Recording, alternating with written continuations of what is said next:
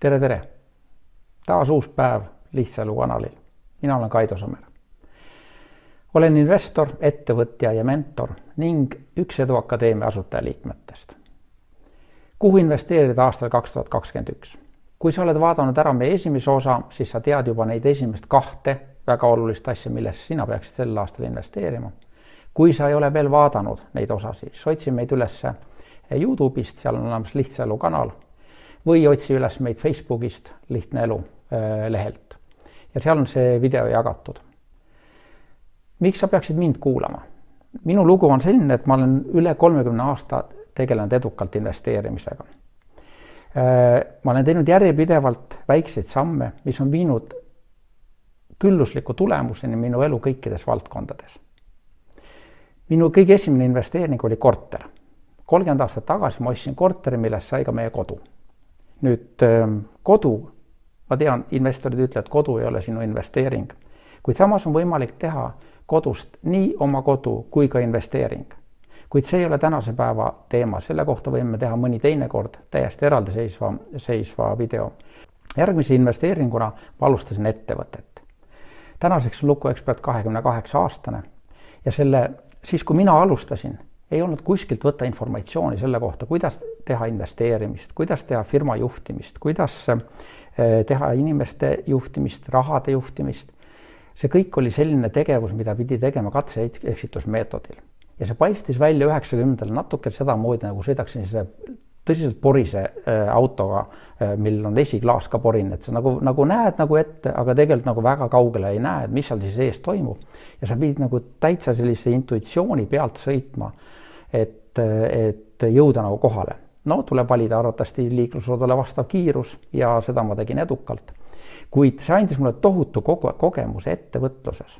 See andis mulle kogemuse finantside juhtimises, inimeste juhtimises, süsteemide loomises ja kuidas investeerida tulevikku niimoodi, et see järjepidevalt toodaks mulle küllust juurde. Tänaseks on mul 7 aktiivset ettevõtet ja ütleme niimoodi, 25 aastat tagasi ma saavutasin finantsilise vabaduse. Viimast 5 aastat ma olen nautinud ettevõtlusvabadust, mis tähendab seda, et need ettevõtted toimivad ilma, et ma peaksin igapäevaselt nende ettevõtetega seotud olema või nendega tegelema. Ja ma saan elada seda elu, mida mina tahan. Täpselt sellisel moel, nagu mulle meeldib. Vahetevahel tundub, et inimesed pintsakus ja ülikonnas tunduvad edukad. Kuniks saad teada, et need inimesed töötavad tegelikult inimese jaoks, kes kogu oma päeva veedab pidžaamas. Mulle tundub, et ma olen pigem see pidžaama mees kui see ülikonna mees. Ehk investeerimise kogemust, mul on olemas üle 30 aasta juba, ma olen olnud selles edukas, ma olen saavutanud häid tulemusi selles ja see on ka põhjus, miks pärast mina võiksin jagada oma kogemusi nii ettevõtluse kui ka investeerimise alal. Ja olenemata sellest, et ma olen 30 aastat investeerimisega tegelenud, ei oska ma sind õpetada, kuidas kiirelt rikkaks saada. See on kellegi teise skeem. Mina tean seda, kuidas järjepidevalt õigete sammude tegemisega on võimalik välja jõuda küllusliku tulemuseni. 3. asi tähtsuse järjekorras, millesse sina peaksid sel aastal investeerima on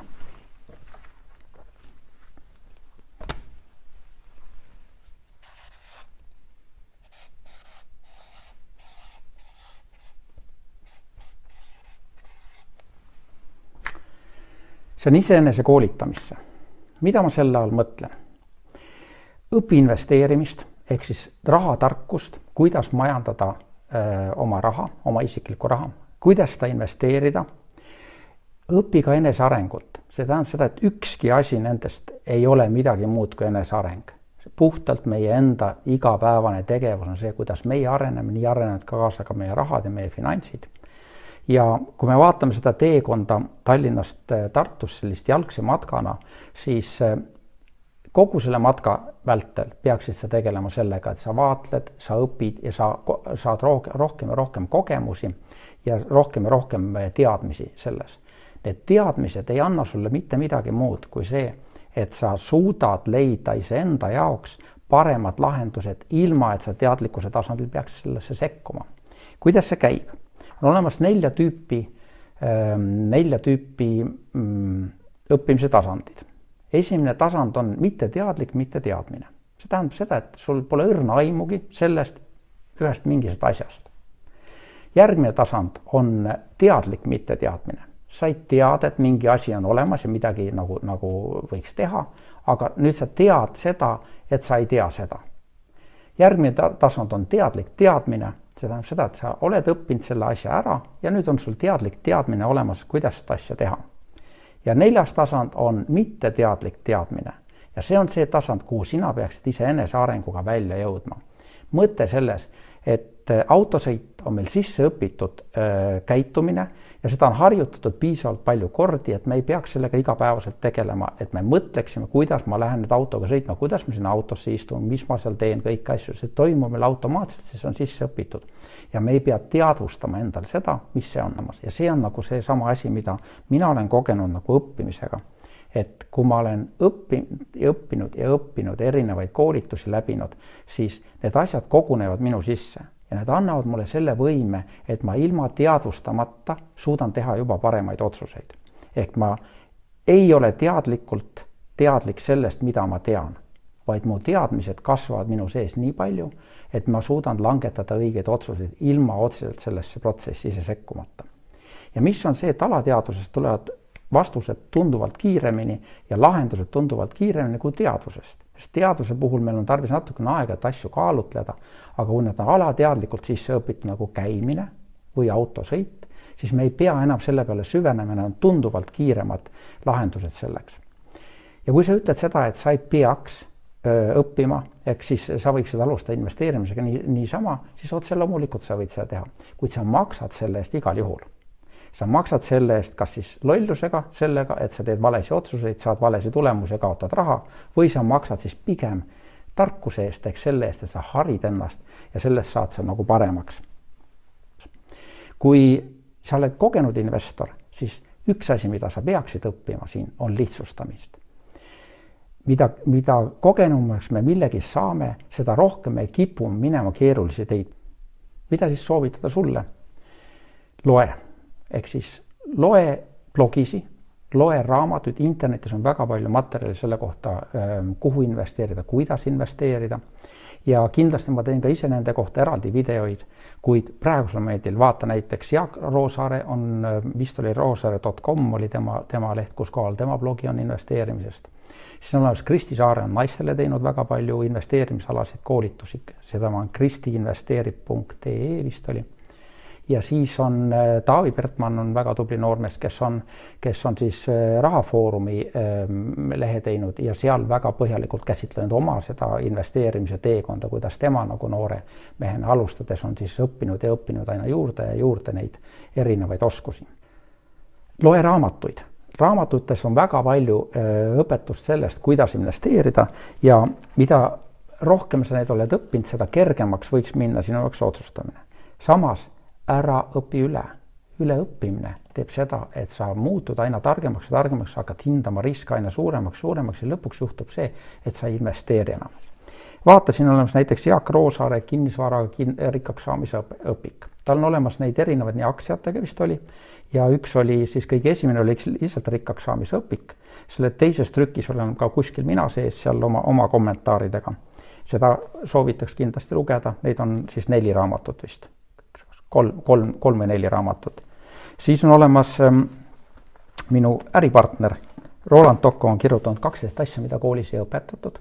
On tegelikult enesearengu jaoks väga hea raamat, pluss see, et minu elukutse, kuidas leida üles siis see passion või see enda kirg selles, et sa teeksid neid asju, mis sulle tegelikult meeldivad, mis sind põlema panevad, mis sind inspireerivad, selle asemel, et minna tegema neid asju, mis otseselt nagu raha sisse toovad, sest raha on tegelikult tagajärg. Raha on samasugune energia nagu kõik muud asjad meie ümber. Ja kui sa teed õigeid asju, siis tuleb ka see õige energia sinna taha ja tuleb ka raha sellest. Siis Peeter Pärtel andis miljonäri kiirtee välja. See tegelikult räägib sellest, kuidas ettevõtlusega kaudu jõuda siis selleni, et sa saavutad rikkuse ja just nimelt rikkus läbi selle kiirtee, mitte selle aeglase kõnnitee veel käimise. Ja siin on olemas väga häid pointe selles asjas sees, nii et igati soovitan seda. Ja Eestis on olemas veel erinevaid raamatuid. Mul on olemas siin üks Secrets of Millionaire Mind. see on ingliskeelne raamat ja ma hea meelega loosiks selle välja inimeste vahel, kes lähevad praegu siis näiteks Lihtsaelu YouTube'i kanalile ja panevad sinna telli ja siis panevad näiteks Lihtsaelu Facebooki lehel like ja siis panevad sinna kommentaari alla, et tehtud. Nende inimeste vahel, kes sinna selle tehtud panevad, nende vahel ma loosin selle Secrets of Millionaire Mind välja. T. Harv Eker, väga hea õpetaja rahaasjades ja ma olen läbinud tema üheaastase koolitusprogrammi USAs. Me elasime aasta 2011 USAs ja terve selle aasta me käisime läbi erinevaid koolitusi tema juhtimise all. Raamat on ka eestikeelne olemas, kui sa ei oska inglise keelt, mine otsi üles raamatukogust, on olemas miljonäri mõtteviisi saladused. Nii et siin on olemas raamatud, märkisin mõningaid blogisi, et vaata neid ja õpi nendest. Investeerimist tuleb õppida, sest sa ei saa seda kuskilt, seda ei anta meile ema piimaga kaasa. Järgmine punkt, mis sinu investeerimisplaanis oleks väga oluline, oleks 4. ja see oleks investeeri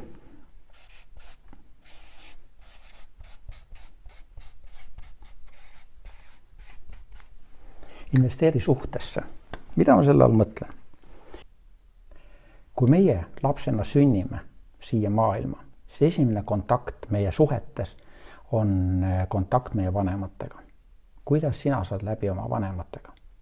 Kui sul seal on mingi kana kitkuda, kui sina ei ole oma vanematele poeg või tütar, kes sa tegelikult olema pead, või tahad olla neile õpetaja või tahad olla neile teenäitaja või käid ja manitsed neid selle pärast, kuidas nemad elavad, ehk siis sinu viis elada on targem kui nende oma, siis sa tegelikult oled oma vanematega konfliktis. Ja ma tean väga paljusid täiskasvanuid, kes tegelikult ei saa läbi oma vanematega. See on suur probleem nii emotsionaalsel tasandil nendele ja see paraku istub meie alateaduses sees nii sügavalt, et see nagu väikene kärbes häirib kogu aeg meie elu, pidevalt ärritab meid. Ja te teate, mis juhtub siis, kui meil on ärritid üleval, ehk siis kuidas meie kehakeemia muutub, milliseks muutub meie olemine, kui meil pidevalt keegi piniseb kõrva ääres. Järgmisena, kui me kasvame sealt edasi, vanemate faasist edasi, puberteedi eas kuskil hakkavad meil tekkima suhted iseendaga. Ja siis hakkab välja kujunema see suhe, kuidas minu sisekõne on minu iseenda suhtes. Kas sa oled enda vastu hell või sa piitsutad ennast? Kas su sisekõne iseenda suhtes on negatiivne, ennast maha tõmbav või ennast julgustav ja üles tõstev? Lahenda ära need probleemid, mis on sinu sisekõnes. Need probleemid jälitavad sind kuni surmani, kui sa ei suuda armastada iseennast. Suhe iseendaga on kõige esimene suhe. Kui sina ei suuda endaga suhet ülal hoida, siis kuidas sa loodad selle peale, et keegi teine tuleb ja armastab sind täiel rinnal, täiesti vabalt ja täiesti andunult, kui sa ise ei suuda seda teha. Otsi üles oma probleemid, kirjuta need üles, kui sa ei tule toime nende probleemide lahendamisega iseseisvalt, siis minu abikaasa Tiia Kuusk, lahendusnõustaja, tegeleb sellega igapäevaselt, et lahendada inimeste emotsionaalseid probleeme. On need seotud siis suhetega, siis paarisuhtega, on need seotud suhetega iseendaga või suhetega oma töökaaslastega, teiste inimestega, vanematega. Siis see on see töö, mida tema teeb väga edukalt ja minu meelest on ta Eesti parimaid terapeute sel alal. Kui sa tahad tema kontakti saada, siis otsi üles lahendusnõustaja Tiia Kuusk Facebooki leht ja võta sealt kaudu temaga ühendust. Ta kindlasti aitab sind, kui sul iseseisvalt nende teemadega hakkama ei saa. Järgmine faas pärast puberteeti on see, kus tekib suhe sõpradega. Kas sul on tõsiseid sõpru sellised, kes sind toetavad, kellega koos olles sa tunned ennast hästi ja kes tõstavad sind?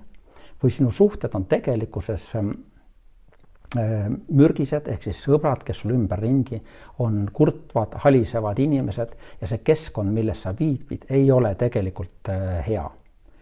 Vaata üle oma sõbra suhted. Kui need ei ole sind toetavad, astu neist välja, eemaldu, ära karda jätta maha inimesi. Pärast seda, kui sõprussuhted on tekkinud, hakkavad meil tekkima romantilised mõtted. Ehk siis meil on vastas sugupool, kelle suhtes meil on mingisugune ootus ja see ootus on tavaliselt selline, et mind aktsepteeritakse, mind armastatakse ja mind tahetakse, et ma olen inimesena tahetud. Sa saad olla tahetud siis, kui sa oled iseenda jaoks tahetud. suhted sinu enda partneriga sõltuvad väga oluliselt sellest, kuidas sina suhtud iseendasse ja kuidas sa käitud teiste inimestega enda ümber. Kui sa oled vaenulik teiste inimeste suhtes, siis sa tõmbad enda suhtesse ka selliseid inimesi. Kui sa oled alandlik, madala enesehinnanguga, nõrk inimene, siis arvatavasti tõmbad sa enda suhtesse inimest, kes on sinust tugevam ja hakkab sinu üle domineerima.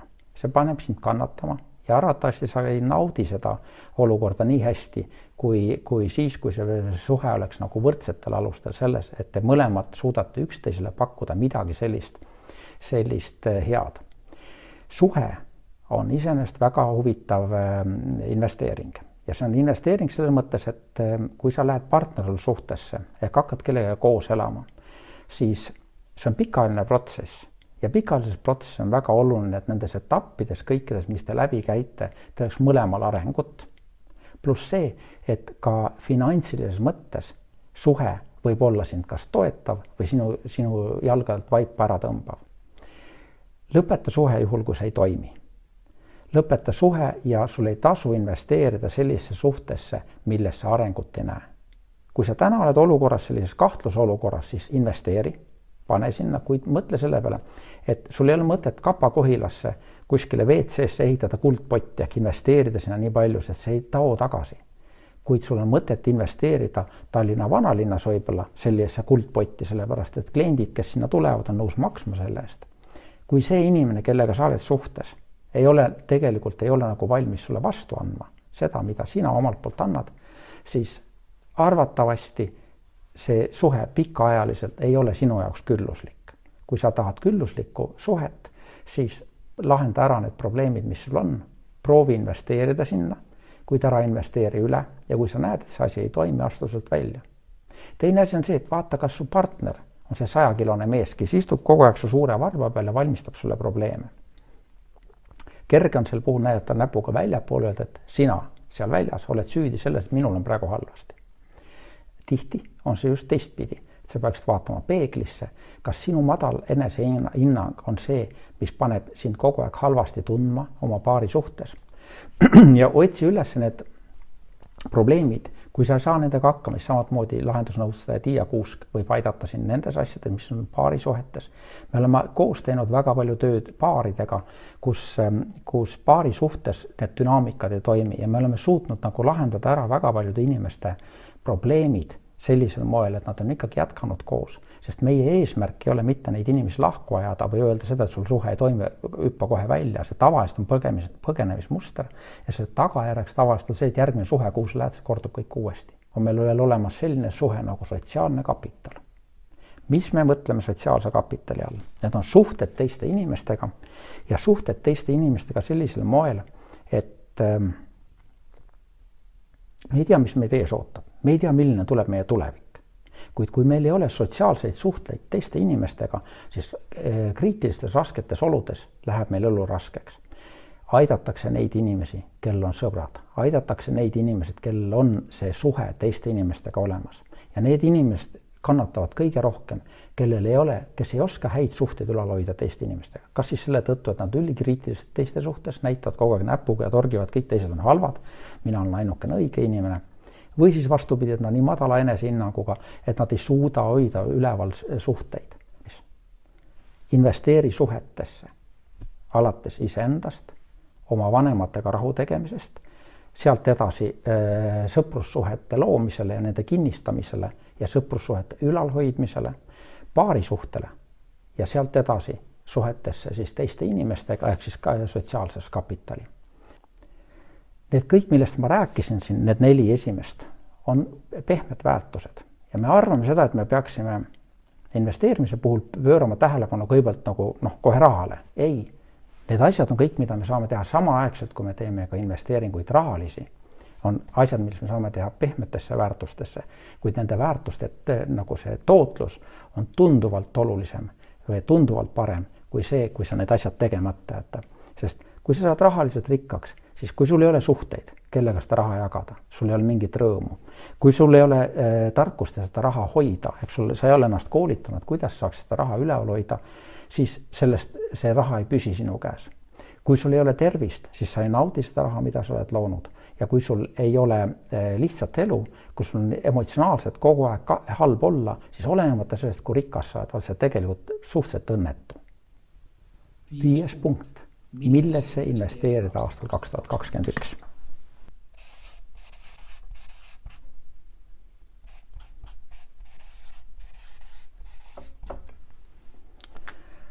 Alusta oma ettevõtet. Ettevõtlusega alustamine on kergem kui kunagi varem. Minu jaoks on see olnud minu rikkuse alus. See investeerimine on toonud mulle rahavoo, kuid minu küllus on loodud läbi ettevõtluse. Me oleme Edu Akadeemias koos Roland Tokoga loonud ettevõtlusega alustamise kursse. Ma panen selle kohta lingi kas siia üles Facebookis või siis alt leiad sa selle YouTube'is. Seal on olemas videod, vaata neid. Kui sul on juba olemas idee, mis teemal oma ettevõtet alustada ja sa vajaksid strateegilist partnerit, siis võta meiega ühendust. Järsku me leiame sel teemal mingis ühise keele. Järgmine investeerimise objekt on meil 6.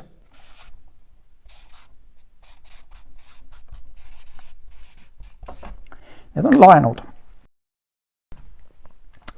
Rahalises mõttes kõige esimene objekt, kus koha peal peaks vaatama üle, milline on sinu rahamajandamise süsteem. Kui sul täna on kõrge intressiga laenud, siis kõige esimene investeering oleks nende laenude tagasimaksmine, sest tavapäraselt intressid kõrge intressimääraga laenudel on 12 ja ülespoole intressimääraga. Sul on suhteliselt raske alustava investorina saavutada kõrgemat tootlust kui see 12%, ehk igati mõistlik oleks maksta tagasi need kõrge intressiga laenud ja siis alustada oma investeerimisega. Aga investeerimise juures on olulisem protsess kui rahasumma, millega sa investeerid. Ehk protsess selles, et sa harjutad ennast raha kõrvale panema ja sa harjutad ennast sellega, et sa hakkad tegema seda investeerimise protsessi. Ja selleks on üks väga lihtne reegel. Kui me hakkame laenusi lumepalli meetodil vähendama enda rahalises bilansis, siis samal ajal peaksime alustama ka sellega, et me hakkame panema kõrvale raha. Ja nagu ma ütlen seda, et summa ei ole oluline, kuid oluline on protsess, et sa hakkad sellega tegelema, selle investeerimisega, raha kõrvale panemisega. Sa alustad sellega, et fookus on laenude tagasimaksmisel, kuid igakuiselt paned sa kõrvale kõigepealt esimesel kuul 1% oma sissetulekutest. Tähtis see, et sa paneksid selle esimese protsendi ära ja järgmine kuu sa liidad veel 1%. Ja niimoodi liites jõuad sa välja mingisuguse tulemuseni ja see tulemus peaks olema siis selline. Kui sa oled täna näiteks 32-aastane, siis sina peaksid investeerima 32% oma sissetulekutest nii kaua, kuniks sa oled saavutanud finantsilise vabaduse piiri ja ületanud selle 50%-liselt. Mõnes teises videos ma seda võin seletada lähemalt, kuidas see välja näeb. Kuid kui sa alustad täna investeerimist, sa peaksid panema oma vanuse järgi selle protsendi, kui vana sa oled. Kui sa oled 32-aastane, siis sa peaksid panema 32% oma sissetulekutest investeeringutesse, nii kaua, kuni sa oled saavutanud siis kõrgema finantsilise vabaduse taseme. Sealt edasi ma võin rääkida, kuidas siis teha, aga kui sa hakkad tegelema laenude tagasimaksmisega, siis sa pead tegema seda, et esimesel kuul paned sa kõrvale 1%, järgmine kuu paned lisad selle 1% ehk siis juba 2%, kolmandal kuul 3% ja nii sa jõuad 1 aastaga laenude vähendamise ajal 12% investeerimise harjumuseni juba. Sealt edasi tuleks protsent haaval uuesti suurendada, kuni sa jõuad välja oma vanuseni. Ja seda investeerimist oma vanuse numbri, kus sa saad 32-selt saad 32%, saad aasta vanemaks, paned 33%, saad aasta vanemaks, paned 34%, siis mida vanemaks sa saad, seda kiiremini tegelikult sinu rikkus kasvab ja selleks hetkes, kui sa oled saavutanud selle küllusliku finantsilise vabaduse piiri, siis selles hetkes võid sa hakata seda protsenti natukene alla tõmbama ja sel juhul ma saan juba näidata, kuidas siis edasi käituda. Kuid eesmärk oleks sellest, sa alustad investeerimise kas või väikeste summadega. Ja kui sa ütled, mul on 10 eurot on sissetulek, väga tore, siis paned selle 10 senti sealt kõrvale ja see 10 senti paned Google purki, see on minu investeeringute purk ja seda sa ei puudu. Sa ei puudu seda ja sa korjad sinna nii kaua juurde, kuni sa saad selle raha juba kuhugile paiguta niimoodi, et ta toob kas sulle lisakasumit või toob sulle rahavoogu. Kuhu siis investeerida? Seda 1, 2 või 3%. Kui need summad on suhteliselt väikesed, siis soovitaksin ikkagi ühisrahastust. Ja ühisrahastust on 3 kohta, kuhu mina omapoolsed soovitused võiksin anda. Esimene nendest on Estate Guru, teine nendest on Mintos ja 3. on oma raha. Ükski ühisrahastusportaal ei ole käinud tänaseks läbi korralikku kriisi. Küll eelmise aasta märtsis, kui kriis tekkis raskused mõningatel portaalide rahade väljamaksmisega, kuid see oli ajutine. Ja teine asi selles, et me ei tea, kuidas kinnisvara kriis, mis meid arvatavasti mingil hetkel veel ees ootab, kuidas see mõjutab Estate Guru. Estate Guru on sellepärast erilisem Mintosest ja oma rahast, et kui Mintos ja oma rahas antakse tagatiseta laenuse välja, siis Estate Gurus on kõik laenud tagatud kinnisvaraga ja omanike käendusega. Mis tähendab seda, et isegi siis, kui see laen hapuks läheb, on sealt võimalik mingi aja pärast see laen tagasi saada, kuna see vara realiseeritakse ja sellest realiseerimist makstakse sulle tagasi see laen. Võib-olla sa ei saa täpselt sealt kõike neid intresse ja viiviseid kätte, aga sellegipoolest see on kindlam moodus kui see, mis on Mintos oma rahas, kus on intressitasemed tegelikult nagu kõrgemad, aga kui laen hapuks läheb, siis on probleemid selles, et seda on raske saada kätte inimese käest, kes on seal võlnikuks jäänud. Ja siis kokkuvõtlikult. Meil on olemas 4 järgmist punkti, kuhu investeerida aastal 2021. See on siis koolitus, hari ennast, suhtesse ehk siis suhe iseendaga, suhe oma vanematega, suhe oma sõpradega, paarisuhe ja siis sotsiaalne kapital. Siis alusta oma ettevõtet ja maksa tagasi kõrge intressiga laenud. Ja alusta väikeste sammudega investeerimise jaoks raha kogumist ja selle edasi investeerimist. Kui sa arvad, et sellest videost oli sinule kasu ja võiks olla veel kellelegi teisele kasu, jaga seda videot. Lisaks sellele pane telli meie YouTube'i kanalile Lihtne elu ja pane Facebooki lehele, Lihtsa elu Facebooki lehele like ja kui sa oled need asjad teinud, siis pane kommentaaridesse tehtud ja ma loosin nende vahel välja T. Harv Eker raamatu Secrets of Millionaire Mind, mis on suurepärane raamat selleks, et õppida rahatarkust. Ja kui sa ei ole seda, nagu ma ütlen seda, et kui sa ei ole seda veel inglise keelt omandanud nii heal tasemel, et seda võiksid inglise keeles lugeda, siis mine otsi, see raamat on olemas ka miljonäri mõtteviisi saladused, raamat on olemas ka kindlasti raamatukogudes, nii et mine otsi see ja suurepärane raamat selleks, et finantsharidust omada. Tänan sind praegu ja ma arvan seda, et me näeme sinuga juba järgmises osas.